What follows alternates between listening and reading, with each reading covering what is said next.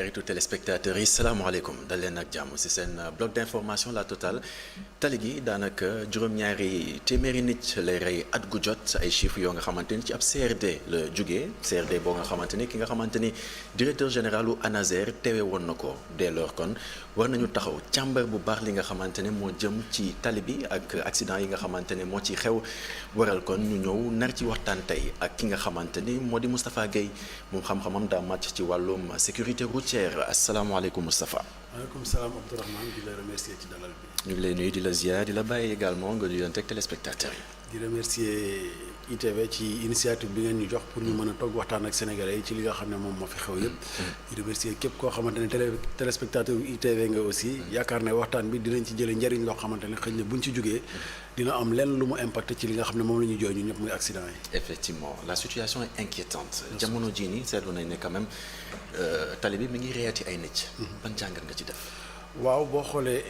mois de septembre bi ñu nekk rek officiellement ñi ngi ci 53 morts ci benn mois. 53 personnes yu ñàkk seen bakkan ci tali bi ci benn mois. juróom fukk ak ñetti nit yoo nga xamante ne ñàkk nañu seen bakkan. même ci Covid bi muy gën a métti sax lim bi xëy na daawul toll noonu. wala boog bu ko ni tolloon benn yoon lay nekk wala ñaar. mu doon loo xamante ne war na laaj ñu def benn taxaw seetlu ba xam lan mooy problème bi te tey jii boo xoolee Sénégal fukki at yi ci ginnaaw yëpp. boo ko dawee. li ñu doon dund 2010 moom la ñu dund 2011 ba 2022 même chose la ñuy dund maanaam même type d'accident yi. même type de victimes yi. même type de constatation yi. ñu jàll ci loolu beneen année bi ci topp ñu ñëwaat dundaat la même chose. donc je pense que ba léegi ñi ngi seet mais gisaguñ solution parce que la ñu doon dund rek la ñuy continuer dundaat ba tey. donc ça veut dire que tiré guñu leçon concrètement ci li nga xamante ne moo xew. non seulement parce que les mêmes choses reviennent en fait finalement. non seulement tiré guñu leçon maanaam jàngataguñ ci li ñuy dal mais gisuma ne ñi ngi jàppagum nañ génn gi. parce que tey ji boo xoolee de 2002 à maintenant le Joola bi mu ñu dalee léegi. pour man loolu moo waroon lancer déclic bi. parce que boo xoolee ci dëkk yi am guerre. bu ñu xasee ba génn ci rek dañuy développé wu parce que dañoo dund guerre xam la leen fa yóbbu woon xam la leen ci génnee ak ñu mën def ba duñ ci delluwaat ñu taxaw ci loolu di ko dox ñun nag man mënuma nangu ñu nekk ci réew moo xamante ne dañuy def ay chiffres statistiques ñu xam lan mooy nombre de tués yi lan moo leen rey ban tranche d'âge la concerné te mënuñu agir ci éléments yooyu nga xamante ne am nañ ko kon pour man jàngat bi des na ba tey ndax à chaque fois les phénomènes se répètent et se ressemblent. alors tey si suba également ñu doon xamal benn accident boo nga xamante ne am na ci autoroute Ila Touba bi muy benn Mercedes ak benn camion ñoo xamante ñu mbëkkante finalement sax am ñu xamante ne dañ si génn àdduna mbir moom itam boo ko déggee tey lan la lay inspiré concrètement. waaw naqar la déjà di jaale ñi nga xam ne ñoo génn àdduna mais je pense que négligence bu mag a mag a mag am na ci parce que gis nga autoroute Sénégal yi boo ci duggee da ngay tiit chaque fois parce que dafay mel ni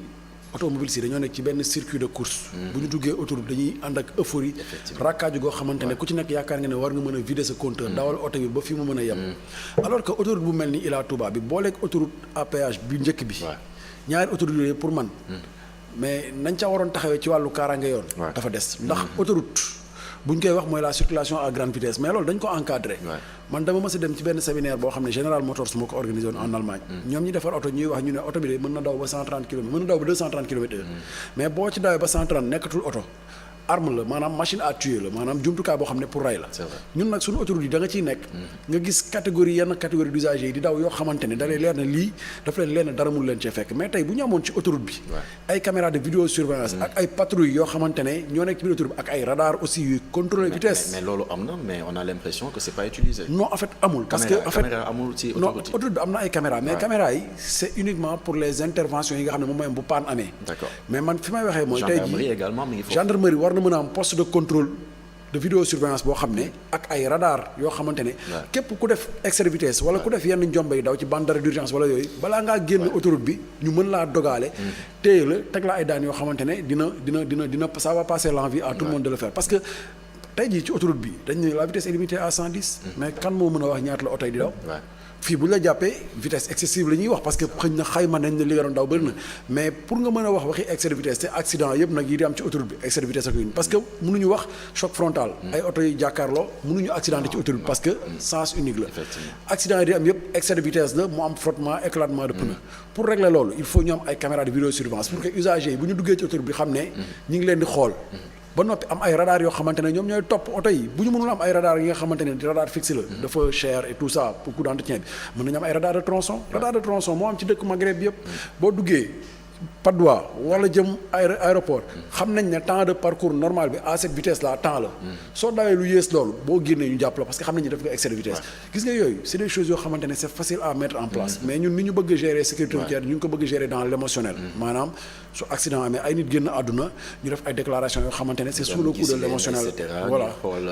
merci c'est sous le coup de l'émotionnel tout le temps boo déggee déclaration yi parce que bu génn àdduna amee rek émotion dafay dugg te bu émotion duggee rek raison dafay daw mais man je pense que la réflexion doit être beaucoup plus profonde parce que sécurité routière kenn mënu ko asseoir ci benn fan ba ci Nations Unies référentiel yi ñuy joxe yëpp c'est sur une décennie c'est pour une génération maanaam 10 ans la preuve ñoom li ñu mës a joxe yëpp lan la ñuy wax décennie d'action pour la sécurité routière 2000 2010 2010 2020 2020 2030 actuellement ñu ngi ci dernière décennie bi donc pour dire que ne pour asseoir une bonne politique de sécurité routière il faut ñu toggaat lépp à la base mais aussi jox suñu bopp rendez-vous dans 10 ans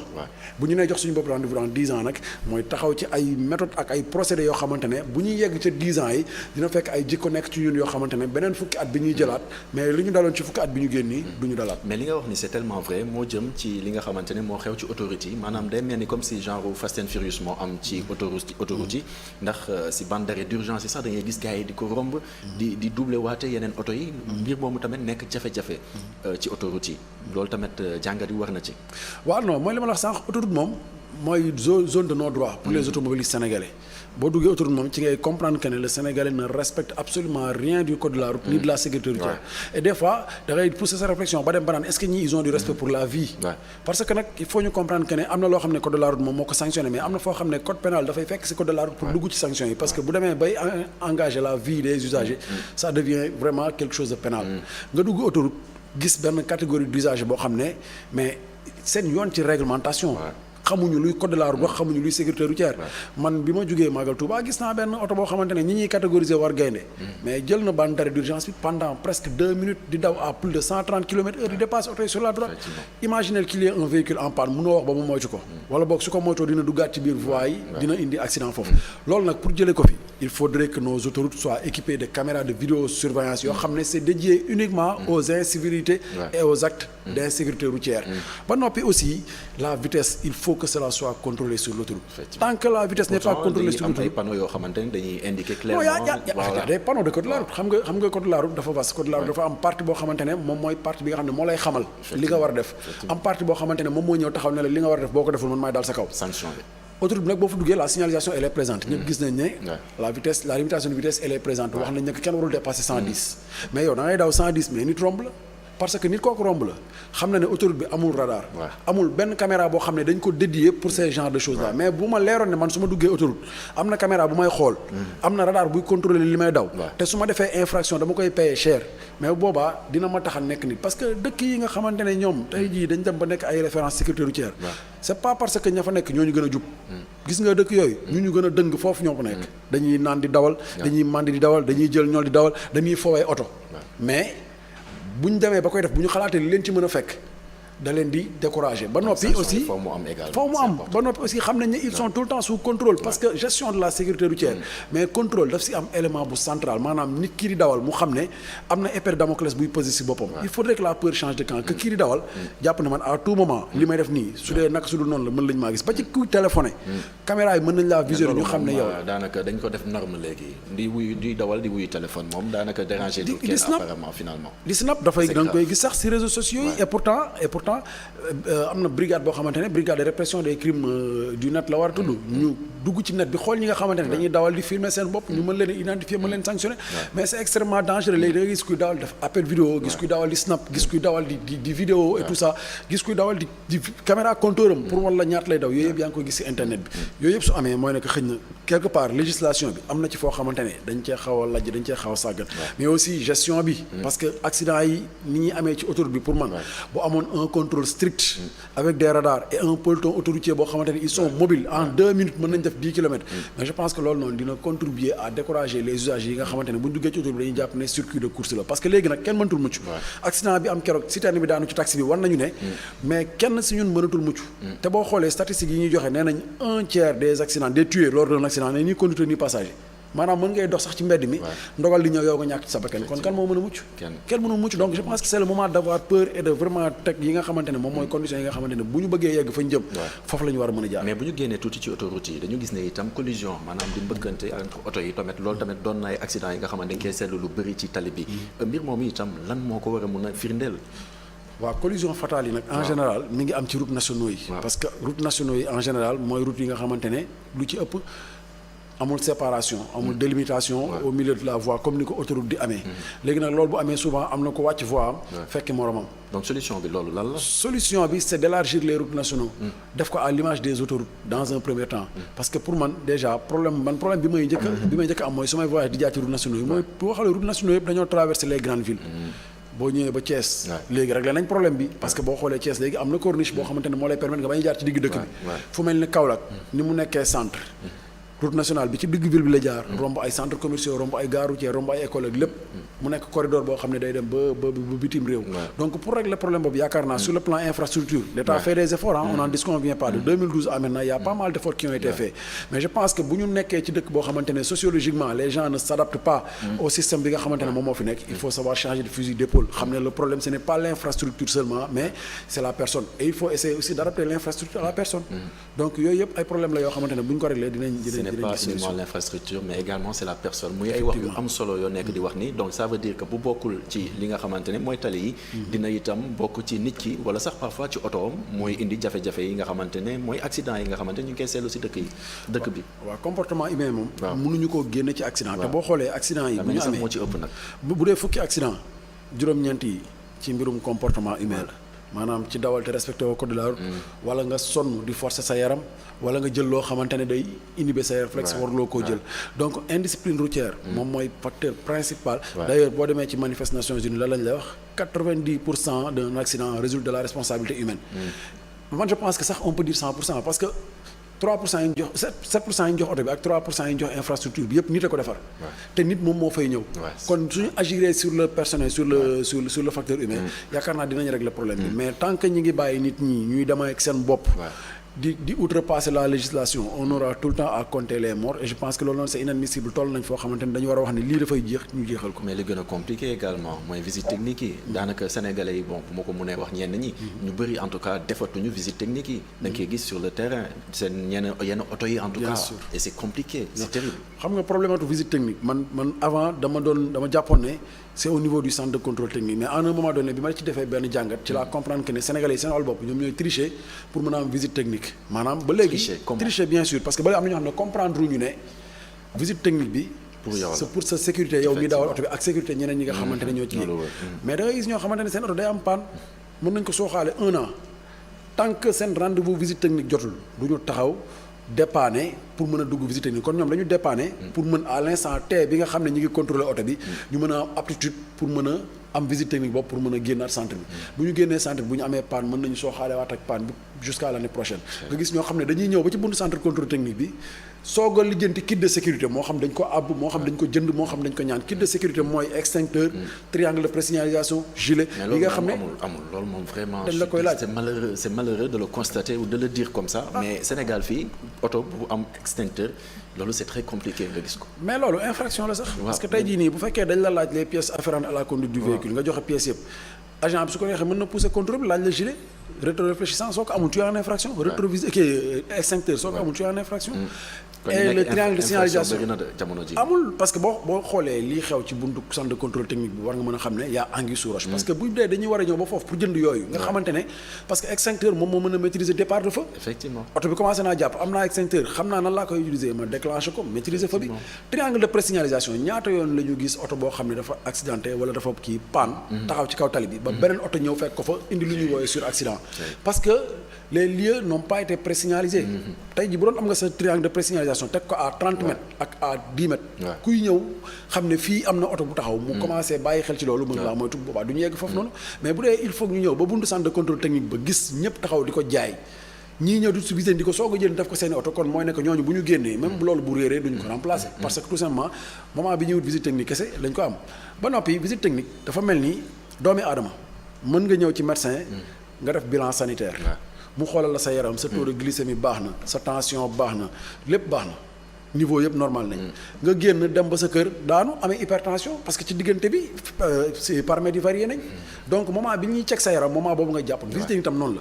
c'est pas une fin en soi moment bi ñuy visiter oto bi moment boobu la oto bi normal su génnee mën na am panne moo tax dafa war a am ay révision périodique maanaam oto waroo toog ba mu taxaw ba mënatul daw ngay soog a woo mécanicien déedéet dañu war a dem def entretien souvent xool suspension yi pneumatique freinage éclairage essuie-glace et tout ça surtout freinage mais justement parce que am na oto yu bëri yoo xam ne seen freinage ak pneumatique moom mooy souvent cause d'accident yi ñuy constaté fii nii au Sénégal parce que Sénégal bëri na ñoo xamante ne ñi ngi dawal oto yor ay xeetu pneu yoo xamante ne wax dëgg yàlla pneu yooyu bu oto bi mënee daw te njombe amul yàllaa ci jàpp rek mais normalement c'est des pneus yoo xamante ne à tout moment ça risque d'éclater pneu bu bees day éclater mais loolu moom mooy exception bi mais ak xeetu pneu yi ngay gis fii non seulement risque d'éclatement mais aussi adhérence bi nga soxla dootoo ko am des fois nga gis pneu yoo xam ne dañuy raser ba liis oto boobu buy daw foo xam ne dafa am ndox wala suuf bu freiné mais liisaay bi tax na dafay mel ni gaal gu tegu ci ndox dafay glisser loolu la ñuy woowee aquaplanage te loolooy tax souvent freinage bu efficace doo ko mën a am mooy waral oto bu freiné sa kanam nga soxla 50 mètres pour freiner mais yow sa oto disposition de freinage yi nga am permettre la nga taxaw sur 50 mètres da nga koy mbëkk wala nga jéem ko éviter nga génn donc yooyu yëpp li ko indi mooy ay défaillance technique yoo xamante ne usagers yi seen wàllu bopp ñoom ñoo bañ lànk ne seen oto duñ ko entretenir lu waral lu mooy ñu war a dem visite technique te loolu nag moom kenn comprendre ko parce que question de sécurité pour man kenn waru koo négocier bu ma sukkandikoo ci li nga wax ni dafa am benn question bi ñëw sama bopp muy maanaam ana tax der yi taxaw ci tali bi ngir mbir yooyu yëpp par exemple. am nañ ci part de responsabilité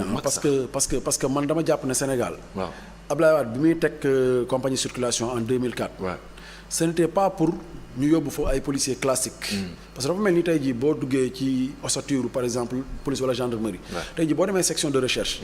alkaati yi ñu fay yóbbu mooy alkaati yi nga xam ne dañu am formation en droit ñi génn fac droit def concours gendarmerie ñooñu ils ont le profil d'un magistrat d'un avocat d'un juge parce que jàng nañ droit te xam nañ le code pénal ñooñu lañ fay yóbbu parce que seen liggéey dafa xaw a laale ci loolu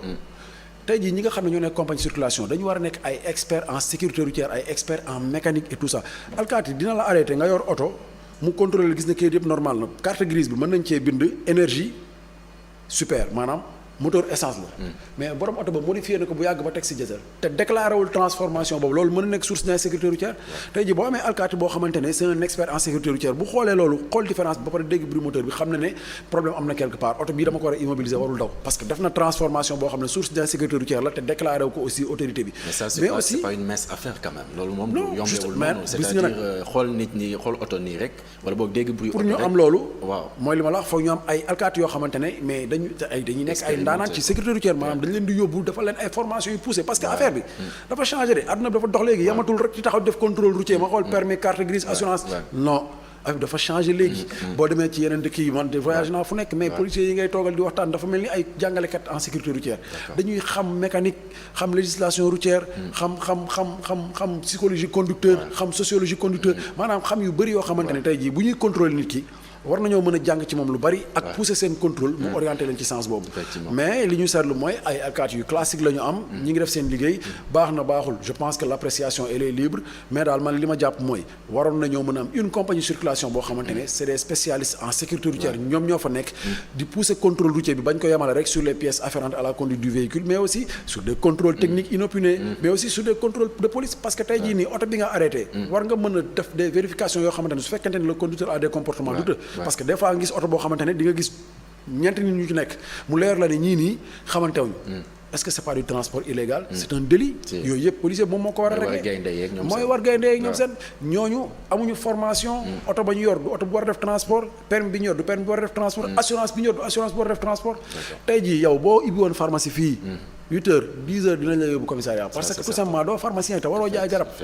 mais comment se fait-il que ñu bàyyi koo xamante ne amul benn jumtuwaay buy wane ne kii war naa def transport ñu bàyyi ko muy def transport au vu sur tout le monde. ci li ngay wax damay dégg tout le temps ñàkk sanction yi nga xamante ne am na te dafa war a am ñuy régler li nga xamante ne mooy insécurité routière bi. mais effectivement gis nga la sanction elle doit être au cœur du dispositif de gestion de la sécurité routière parce que gis nga la sensibilisation. elle ne peut pas faire l'effet que les autres aspects de la sécurité routière def parce que sensibilisation moom mooy fàttali nit ki mooy mottali ko nit ki mooy yokk nit ki xam-xam mais dissuasion mooy xamal nit ki ne ko lii ñu la fàttali nii parce que ñoom ñaar ñoo ànd lii ñu la fàttali nii nee na li nga ko war a defee soo ko defeewul noonu lii nii moom mooy dal sa kaw parce que benn instant da ngay dem ba da ngay laaj ci est-ce que nit ñi am nañ sensibilisation donc je pense que bu ñu tegee benn dispositif de sensibilisation à côté dañu war a teg ay dispositif de sanction yoo xamante ne ku ko dégg waxuma sax ku ñu sanctionné mais ku ko dégg xam ne fii la état bi jëm ak ñun boo tegoo ci tali bi di nga commencé bàyyi xel ci loolu noonu mais benn instant aussi ñun ñëpp dañuy d'accord ne que am nañ benn consensus illégal autour de l'insécurité routière parce que da ngay dawal sa oto amul kayit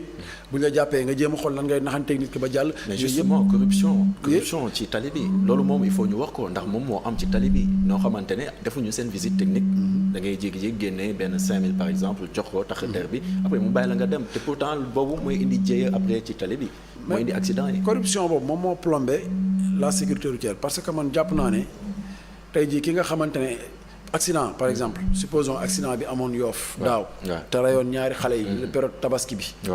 selon les rapports d'enquête parce que bu amee mort d'homme rek enquête day am parce que le plus souvent fii constat la ñuy def rek joxe constat selon le rapport d'enquête nee nañ dafa dem visite technique ñu dàq ko parce que les freins étaient défectueux moment bi ñu koy dàq visite technique ak bi accident bi di am na 1 mois kan moo mën a wax ne Sénégal camion mën na fee daw 1 mois te kenn ko contrôler mu nekk contrôlé nañ ko te bañ ko contrôler aussi ki ko contrôler il a certainement dû se rendre compte que ne kii nii amul visite technique ko amul visite technique am na lu la manqué effectivement ko amul visite technique am na lu la manqué donc su fekkente ne échappé na ba yegg si foofu donc autour de la chaîne am na benn maillon bu cassé te il faudra taper sur ça impérativement loolu moom il faut le régler bon d'après les propositions yi waxoon ne nañ dañuy dématérialiser le contrôle routier te loolu moom moo am fépp au Maroc bii da ngay dem le contrôle routier maintenant il est vulgarisé policier bi dafay takk caméra vidéo bi muy filmé mi ngi atterri ci plateforme boo xam ne am na juriste am na journaliste am na policier am na tout le monde donc yooyu noonu bu amee dina dissuader corruption moom mënul jeex ci àdduna tout le temps day am mais au moins ñu yóbbu ko à des proportions yoo xamante ne du am impact wala incidence directe sur l'insécurité routière mais fii nag dafa am incidence directe sur l'insécurité routière boo jëlee exemple Jakarta yi kese ni ñu nekkee ci biir capitale bi mais c'est inadmissible da ngay gis Jakarta duy daw ci biir autoroute bi charrette yi nag justement sànq maa ngi gis benn charrette bu def nii dugg jël taliwu VDN bi directement di dem semaine passée ñun ñëpp gis nañ charrette bi fi rëccoon ci biir autoroute à péage Ila Touba bi ñu wane nit ki mu topp ci di daw c'est des cas d'insécurité routière parce que c'est des catégories d'usage yoo xam ne waruñu sax dugg ci biir autoroute les deux roues yi nga xamante ne amuñu accès ci biir autoroute bi ñi ngi daw ci biir autoroute bi di daw nekk ci biir autoroute bi soluñu casque waruñoo dugg ci yooyu yëpp c'est des problèmes yoo xamante ne pour man pour ñu mën ko régler il faudrait qu'on attaque le mal à la source te ñu bàyyi di gérer problème bi dans l'émotionnel bu accident amee ñu non il faut ñu jël am benn programme ñu ne c'est un programme décennal parce que gestion de sécurité routière wax naa la ko ça se fait sur une génération la preuve Nations Unies il ne parle que de décennies d'action ñun bu ñu fekkee ne dañ jàpp ne mën nañu ko régler ci 1 mois wala ci 6 mois wala ci 1 an dañuy nax suñu bopp il faut ñu ne ça va prendre une génération pour que jikko yu nekk ci ñun fii ak 10 ans muy wàññeeku ba dañ ak ñi nga xam ne ñoom ñoo beesu yokk si ñun ñu ñoo fekk fi jikko yu bees yi nga xam ne moom moo bëgg moom bu ñu yeggee ci génération boobu noonu ñii dinañ ñëw jikko yu bees ñii danañ wàññi li bon li nekkoon ci moom ñu continuer bu ñu ci tegee beneen décennie ainsi de suite dina dem dina changer jéem a régler problème bi mais pire encore beneen problème mooy ñi nga xamante dañuy jëfandikoo yenn sinébar wala boog alcool sax particulièrement gis nañ ko fi bëri na fi trop yenn dëkk yu développé yi dañuy gis ne éthylotest la ñuy utiliser numérique wala électronique si on veut di ko utiliser di jéem a càmbar ñi nga xamante ne ñooy conducteurs yi mais fii Sénégal daa mel ni amu fi de. waaw man li ma xaw a jaaxal mooy Sénégal mooy dëkk boo xam ne dafa xaw a bizarre te pourtant yàlla xam ne en matière de législation tout est écrit ba noppi aussi en matière d'expérience aussi li fi xew feneen lépp xam nañ ko nga nekk ci dëkk boo xamante ne da ngay gis ay camions yu war a daw corridor Dakar Bamako war a jógee port ba génn Sénégal maanaam il traverse tout le Sénégal plus de 600 kilomètres la ñuy daw biir Sénégal amul benn poste de contrôle et je le dis sans risque de me tromper booy ñëw ñu jël ki nga xamante ne camion 30 tonnes la yor wàccee ko defal ko test de dépistage d'alcool wala test de dépistage de stupéfiants wala même contrôle à la fatigue moo xam ki yab marchandise la comme moo xam ki yab bus la ñaata bus ñoo fiy jógee dem Bamako di dem Niger ba ci ba Maroc am na ay bus yoo xam dañuy dem ba Maroc te c'est des véhicules sénégalais ñooy dawal bus yooyu noonu est-ce que contrôle bi dem na ba ci ñu contrôler la loolu noonu aussi contrôle périodique yi par exemple période yi nga xamante ne ay période de fête la ay décembre wala ay samedi ak yooyu am na zone yoo xamante ne suñ fa demee war nañoo mën a def ay tests d'alcool parce que dañuy génn ci restaurant yi génn ci boîte de nuit mën nañ jël loo xamante ne dafay affecter seeni réflexes par rapport à la conduite mais man de éthylotest ak alcotest saa yi ma ko gisee mooy ci salon yi nga xam ne danaa fa rencontrer police ak gendarmerie ñu def ay démonstration ça s'arrête là mais man boobu ba léegi maa ngi dawal di def ay enquête tali bi musumaa gis ku ñu arrêté contrôler la lu dul démonstration loolu muy jafe-jafe xam naa dinañ gën a xuus si jafe-jafe yi gannaaw journalu 19h45 le soleil en pleine nuit c'est dans le journal de 19h45 qui vous sera présenté par Adama Anouchkaba. Adama Anouchkaba, oui, j'y arrive, qui va nous présenter le journal de 19h45, sa dernière présentation, parce que malheureusement, elle va nous quitter, elle va nous manquer énormément. Adama Anouchkaba, je vous laisse donc avec Adama Anouchkaba, la présentation du journal de 19h45. Après, on revient sur le plateau de la Total. Donc d'informations, à tout à l'heure.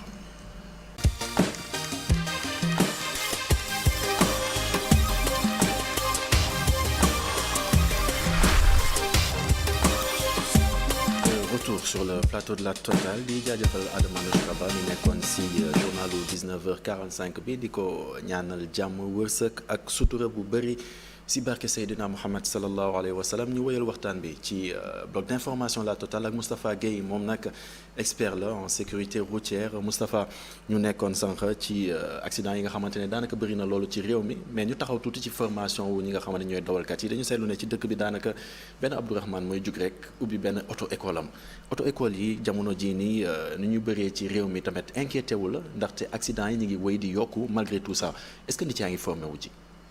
xam nga formation bi benn instant aussi il faut comprendre que ne réew mi ñu nekk mën nga am sa permis te doo jaar auto école.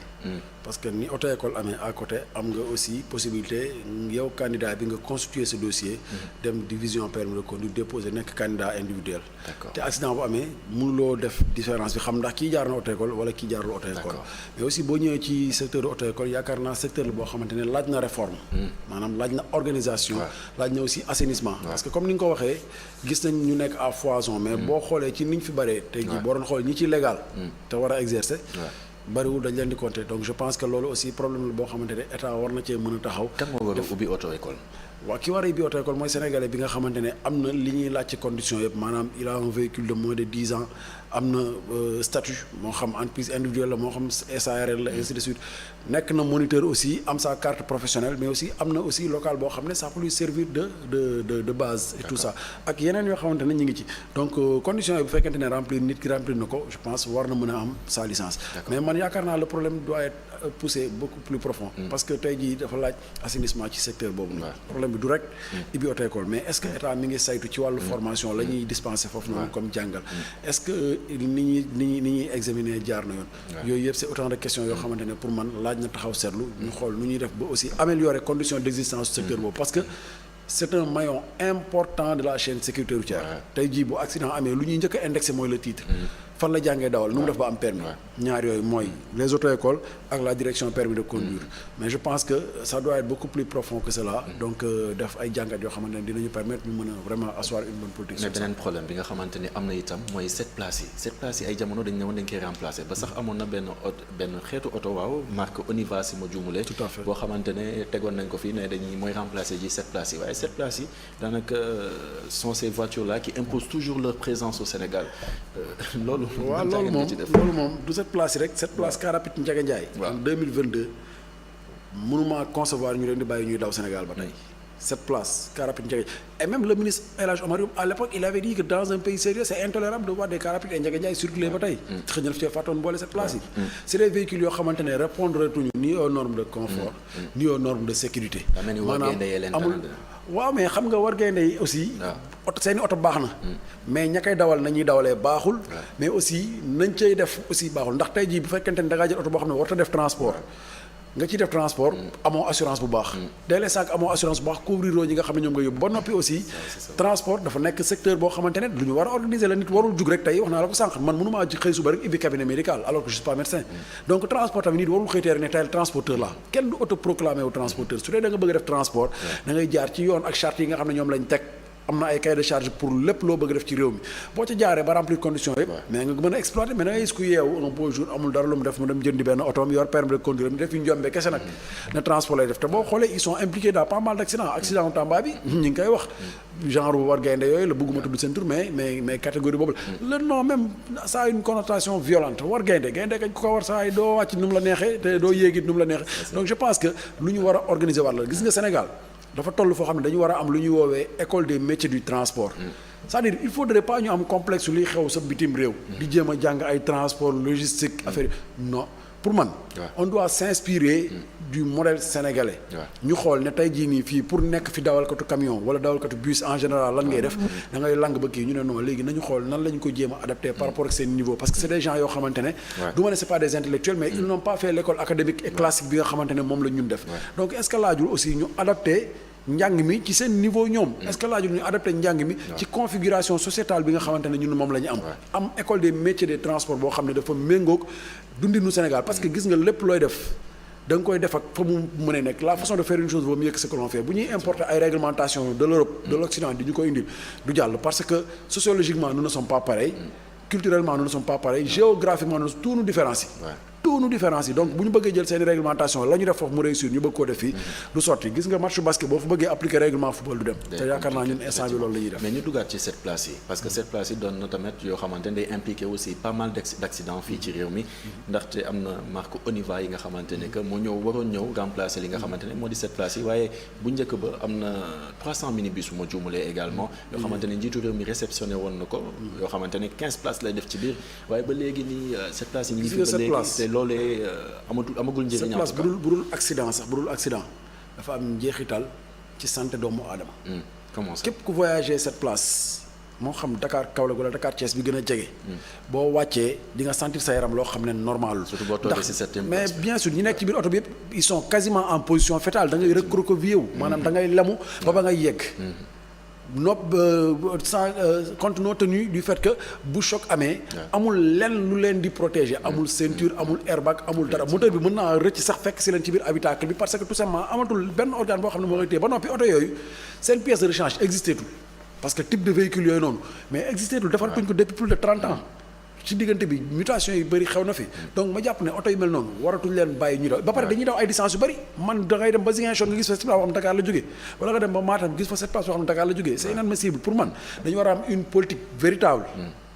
de nu mu tuddati de changement de parc mais pas de renouvellement de parc mais pas de renforcement parce que li ñuy gis mooy renforcement yaa ngi wax sànq benn marque bu ñu proposé woon gis naa ñu ngi doon wax naan oto bi équilibré wul nanga sax mais je pense que on n'a pas besoin de recréer la roue nañu xool tey jii cette place fan la jógee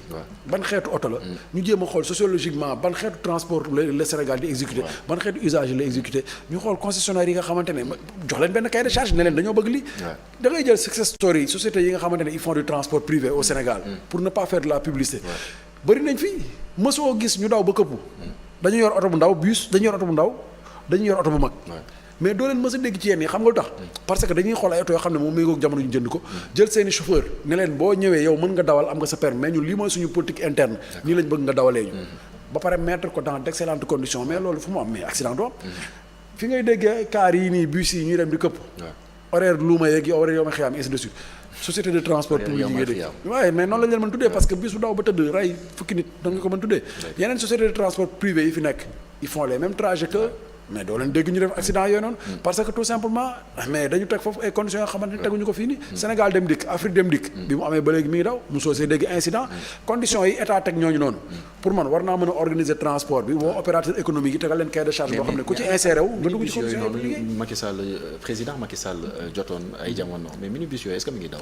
minibus yooyu am na ci yu daw biir Dakar mais yooyu c'est pas des véhicules yoo xamante ne biir Dakar am na ci yoo xam ne ñu ngi daw ñëwoon ngir remplacer cette place normalement à la base c'était ça mais il faut ñu comprendre que ne logiquement cette place pourquoi mu amoon efficacité mooy c'est un véhicule qui prend peu d'usage 7 personnes lay jël mu fees après mu dem feesal cette oto bu def 7 personnes moo gën a yomb feesal oto bu def 21 personnes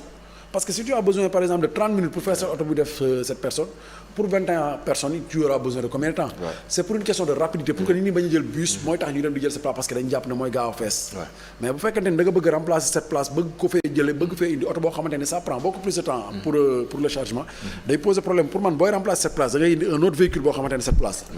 mais boobu 15 places la minibus yooyu noonu c'est ba tey c'est problématique parce que cette place mooy li ma la expliqué sànq nit ki bu koy jël pour une question de rapidité la donc soo ko multiplier nombre de personnes yi mooy nekk il aura 2 fois plus de temps pour mu fees donc moom la mu doon am yow da nga ko fay jëlee da nga indi leneen lu bees c'est-à-dire da nga indi leneen lu bees maanaam bu ñu waxati cette place dañ ne 15 places mais pour man cette place dafa war a continuer di exister ba tey mais pas li fi nekk nii oto yi fi nekk nii oto yi nii dañu war a dem kas bu yàgg wartuñoo daw il ne doit plus rouler et c'est inadmissible que les gens voyagent dans ces conditions là du confort du sécurité man je me demande même comment ils font pour toog ci oto yi Dakar ba Ziguinchor wala Dakar ba Matam parce que man oto yi Dakar Tëngéej su ma wàccee mais dinaa feebar. donc je pense que si cette place yooyu waaye 7e place bi laa toog dama wàcc mais xaw naa de. mais doo dox parce que 7e place boo fa toogee sa menton ak sa genou dañuy laalante parce que ni fi ñu def siège bi la ñu ngi ko def ci ginnaaw nu mu tuddati réservoir de carburant muy dégager chaleur amul confort amul sécurité bu accident amee bu dee choc frontal da ngay gis accident ces places yi ñu fi woon yëpp boo ñëwee doo gis habitacle maanaam da ngay gis oto boo xamante ne dafa démembré wu carrément mu mel ni lu tollu dagg ci diggante bi parce que tout simplement norme de confort yi de sécurité yi nekkatu fi te léegi tali yu baax yi am nii oto yi dootuñu daw ndànk choc yi dañuy gën a violent pour que loolu am nag il faut ñu jël ay oto yoo xamante ne bu choc bi violent wee oto bi dina indi au moins 80% d'amortissement balaa muy yegg ci nit ki pour mën a amortir absorber énergie cinétique yi mën a génn déployer ay airbag et tout ça des dispositifs de retenue yoo xamante ne dina permettre usagers yi nekk si biir malgré la violence du choc danañ mën a résister parce que oto yi di xew yëpp day am ay crash test yoo xamante ne dañuy xool ba ban niveau de choc donne de choc la oto bi mën a résister pour mën a nit ki mën a mucc. mais c'est dommage li ngay expliquer nii yëpp nga xamante ne c'est inquiétant mais on n'a pas l'impression que c'est aussi inquiétant du côté des autorités. waaw benn instant je me demande est-ce que nous sommes dans le même pays peut-être que tamit bon comme je ne suis pas dans le secret des dieux peut-être que tamit ñoom ñi ngi ci ay jàngat yoo xamante ne ñun amuñu information yi amuñu mesure ba duñ ci mën a wax j'ai vu que ne ils ont fait une excellente chose en créant la ñuy jéem a xam exactement ñoom nan la ñuy doxale mais quand même on n'a pas cette impression. waaw mu feeñ gis naa ne am na jéego yu ndaw yu am lu ci mel ni par exemple création ANASER ça c'est une bonne chose. ANASER agence boo xamante ne ça va parler sécurité routière H24 du 1er décembre du 1er janvier au 31 décembre ça c'est une bonne chose mais je pense que ça ne doit pas se limiter à ça seulement je pense que aussi comme li ñuy wax sànq ci wàllu transport parce que ANASER il est là pour faire la promotion de la sécurité routière l'éducation routière à l'école la formation pour le permis de conduire pour wax ci yooyu mais ci norme transport lu ci mel ni ay 7 places lu ci mel ni ay transport ferroviaire ay transport maritime tout ça c'est des volets yoo xamante ne war nañ koo mën a exploiter ñu ngi ci mois de septembre on a vécu le Joola fan lañ toll ci transport maritime tey ci Sénégal yooyu yëpp c'est autant de questions yoo xamante ne mais éducation routière da nga ko wax léegi mais loolu am na solo mais est-ce que ñu ngi si xalaat également je pense que ce serait important yéen ñi nga xamante ne seen xam-xam macha allah màcc na ci wàllu woowu ngeen jéem a dugal seen bopp wala boog dugal waa askan wi jëm leen sensibiliser davantage jëm ci loolu rawatina ndaw ñi ba fi ñuy waxee nii amul woon Sénégal mais ak code bu bees bi 22/2022 bi inclure nañ si l'obligation de l'éducation routière à l'école nan lañ koy defee bon je pense que loolu ce sera la question au législateur donc dinañ ci wax mais loolu dafa bokk ci li nga xamante ne moom mooy asseoir wax na ak sànq politique sécurité routière parce que tey jii nii xale bi nga xam ne à partir de la 6e ni muy jàngee histoire géographie di ko jàngee instruction civique noonu lay jàngee sécurité routière kooku buy am 18 ans fekk na am na au moins 12 ans boo xam ne xam na luy sécurité routière mu ñëw war a dem auto école ñu war ko jàngal code de la route mais dafay yee li doon nelaw ci moom rek mais xam na véritablement les véritables réflexes yi nga xam ne moom la soxla pour vivre avec nous rax si dolli aussi mais fi ñu toll nii médias yi dañu war a dugal seen loxo ci loolu noonu il doit y avoir des émissions à vocation de sécurité routière des émissions de sensibilisation balaa ñuy def programme yooyu parce que émission de sensibilisation du loo xam ne day jël temps en 3 minutes man en 3 minutes mën naa def benn programme de sensibilisation boo xam ne ñëpp dinañ ci gis seen bopp te mu am njëriñ tey jii bu ñu defoon ñu ne balaa journal télévisé wala balaa émission yu mag yi nga xam ne day am ay audience yu mag comme par exemple IG seen intérêt général boobu noonu une émission très suivie waaw pourquoi pas ñu def benn capsule de prévention routière de 3 minutes tuddee ko nu mu leen neex ñu taxaw jàngal nit ñi par exemple ñu ne ajjuma lay am ajjuma bi tey ñu ngi wax ci nan la ñuy jéggee beneen ajjuma bi nan la ñuy ànd ak suñuy doom bu ñu waree ànd ci oto beneen ajjuma bi nan la ñuy yan xeet oto ñoo war a jaar ci autoroute yaa ngi jàngal nit ñi def communication média communication hors média sensibilisation dana daj fépp li fi nekk ci chaîne de télé privé yëpp bu doon chaîne de télé bu nekk am na benn expert bu fa nekk di def loolu noonu yaakaar naa dina tàppe tuuti sensibilité bi communication hors média réseaux sociaux yi mais léegi mais c'est la nouvelle tendance tu as WhatsApp tu as Facebook tu as TikTok Instagram et tout ça sponsoriser ay page yoo xamante ne dafay promouvoir loolu noonu day dem ba day nekk benn effet de redondance boo xam ne impérativement dafay dugg ci conscient wu Sénégalais yi day dem ba day bokk ci seen dundin moo xam ki nga xam ne jaaykat la ki nga xamante ne élève la ki nga xamante ne alkaat ñoom ñëpp day bokk ci seen dund mais bon gisaguñu loolu te malheureusement ci la bokk yaakaar naa Khalifa Diakhaté dégg na bu baax li nga wax intérêt général émission boobu nga xamante ne mi ngi koy def chaque vendredi à partir de 21h30 xam naa dina ci gën a bàyyi xel mais sànq sa biir wax dama dégg nga ne dañu war a jàngale également nit yi nu ñuy traverser parfois nga gis ñi nga xamante ne dañuy jël ci rond point la ñuy jéggee wala sax gis comment on appelle ça passerelle yi mais ñu bàyyi fa passerelle yi ne dañuy jéggi directement yooyu tamit war nañu gën a ñaax askan bi jëm ci yooyu waaye évidemment boo xoolee accident bi amoon VDN il faut mu am bien sûr accident bi amoon VDN semaine bi la passé lan la usager buy traversé benn 4x4 taxaw di ko may benn camion ñëw mbëkk 4x4 bi 4x4 bi mbëkk ñu ma doon may ñu dee effectivement et moment bi fi ñu doon côté bi ñu doon traversé aussi je rappelle que ne am na passerelle bu ko jegee. Effectivement. donc am na zone yoo C'est juste xamante devant chez ne moi, voilà en plus, ouais. merci beaucoup am na zone yoo xam ne boo fay jéem a traversé aussi yaa ngi mettre sa vie en danger mais la vie aussi des autres usagers. donc je pense que tey jii li nga wax dafa important le code de la route apprend aux futurs conducteurs nan la ñuy dundee ci tali bi. nan la ñuy communiquer ak yeneen usagers de la route yi. mais la sécurité routière apprend aux usagers de la route comment vivre avec la route quand on dit usager de la route mooy way jëfandikoo kay dox ak tànkam ki yor pousse-pousse ki yor charrette kiy jaay ci booru tali bi ñëpp ci lañ bokk. En effet. sécurité routière rek moom moo mën a ñëw wax ak ñëpp code de la route dafa am ñenn ñu muy waxal. code de la route xam nga lan la. langage la boo xamante ne moom la usagers yi di utiliser entre eux. pour pouvoir communier en toute harmonie une fois qu'ils sont au volant mais la sécurité routière nous apprend comment vivre avec la route. et ça je pense que ça doit être quelque chose boo xamante ne ñun ñëpp dañ koo war a boole ci suñu dundin. xam fan la ñu war a jéggee naka la ñu war a jéggee yaa ngi wax ci rond point yi mais demal rond point Colobane ba ci xooloo boo xamante ne mais c'est extrêmement dangereux nit ñi dañuy faufilewu ci diggante oto yi xamuñu fan la ñu war a jéggee passage clouté pour nga gis ko Sénégal c'est tout un problème VDN bi li muy gudd yëpp passerelle yi bariwuñu passage clouté bu amee sax nit yi daanaka dañ ko fay bàyyi parce que xamuñu ils ne savent pas que ne lii nii mooy endroit bi ñu leen dédié pour ñu mën a traverser dañoo war a mën a ñëw taxaw foofu ba ñu bëri automobilistes yi gis ne ñi bëgg a jéggi bëri nañ ñu daal di taxaw ñu daal di jéggi ci passage clouté bi dem seen yoon mais yooyu yëpp comme li ñu wax sànq capsule de prévention yooyu mën nañ ko ci def tey jii nii xëy na am na ñoo xamante ne ñi ngi seetaan iTélé chaque jour seen journal war a jàll ñu ñëw wane benn passage clouté ne la yow fii nga war a traversé boo bëggee jéggi te mucc ndax kay dawal bañ koy jàngal dañ ko jàngal ne ko bu nit di traversé fii nii da ngay taxaw bàyyi ko mu jéggi parce que moom foofu kay seetaan télé xam na loolu noonu donc sensibilisation bi dina porter ses fruits ci sens boobu donc je pense que ku ci nekk am nga ci part de responsabilité boo xamante ne boo joué sa partition rek yaakaar naa dinañ am solution effectivement gàmmu gi itam ñëw na xam naa accident yi ñu ñaan yàlla mu gën a wàññeeku rek comme ça ñu Abdourahmane ñaan rek lawul affaire yi de la may régler affaire yi du ay ñaan de affaire yi xam-xam la mais ñaan bi ci la bokk aussi ñaan gi ci la bokk certes mais boobu ba léegi ñu ngi ñaana parce que ñay dem Touba ka ñuy seeti ku tedd la mam borom Touba ñay dem Tivaouane ka ñuy seeti ku tedd la et pourtant terewul ci dem boobu ñuy dem te dañuy jaamu ji yàlla encore une fois dañuy dem pour màggal seen borom jaamu ji yàlla ci loolu noonu ci la ñàkkee seen bakkan kon kenn mënul ne ñooñu ñaanuñu te képp kuy génn sa kër da ngay ñaan yàlla génn ci jàmm dellu seet si jàmm mais je pense que problème bi warul yem si ñaan rek bu ñu ñaanee ba noppi parce que tey jii boo toogee sa kër di ñaan dépense yow rek ka nekk ci néeg ba naan yàlla may mënu ma dépense suba génnoo kër ga dem wuti ji ko ñaan googu du dal boo ñaanee ba noppi da ngay génn comme ça yàlla yombalal la ut bi nga mën a am donc voilà merci beaucoup donc ñoom tey jii bu ñu ñaanee ba pare dañuy asseoir une politique de sécurité routière sérieuse et pérenne axée sur le long terme sécurité routière doon naa la ko sax kenn du ko gérer dans l'émotionnel accident am ni nekk dans l'émotionnel ñu def ay déclaration d'intention et puis ça s'arrête là non c'est toute une génération boo xamante ne da ngay liggéey ci ñoom jël ay jikko yu bees def ci ñoom ñu fekkante génération bi juddu bu ñu paree ci décennie boobu ñu def bilan xool lan moo ci baax lan moo ci baaxul li ci baax ñu tënk li ci baaxul ñu xool nan lañ koy améliorer pour entamer waat beneen décennie à la longue dinañ am culture di sanctionner bi c'est important parce que ñu fàttali ko tuuti yàggul dara ñu ngi doon féete wala boog ñu ngi doon commémorer li nga xamante ne événement bateau le Joola bi la woon muy mbir woo nga xamante ne près de 2000 personnes daanaka ñàkk nañ ci seen bakkan muy mbir woo nga xamante ne daanaka doy waar torop ci réew mel ni Sénégal mbir moomu itam xëy na ñu bàyyi la si nga sànni si quelques kàddu rek waaw loolu moom am na lu ma si mën a wax parce que man période bi ñuy commémorer le Joola dama voyager dem Ziguinchor avec le bateau Aline Sitoé Diatta mais day suñ si jugul lii dal Joola dina daal Aline Sitoé Diatta dina dugg ci biir ndox non du c'est pas un souhait en fait c'est pas un souhait du lu ma ñaan parce que moi j'ai de la famille à Ziguinchor j'ai des amis là-bas j'ai des activités là-bas donc je me rends souvent là-bas mais qu'est-ce qui vous fait dire ça mais parce que dama dugg ci bateau bi parce que bateau bi voyagé naa si plusieurs fois mais j'ai remarqué que ne bateau bi waroon na yegg Ziguinchor 11h léegi 14h lay yegg Ziguinchor parce que tout simplement benn moteur lay dawee te man dem naa ba ci digg géej gi à 2h du matin bateau bi panne mu am coupure générale pendant une bonne quinzaine de minutes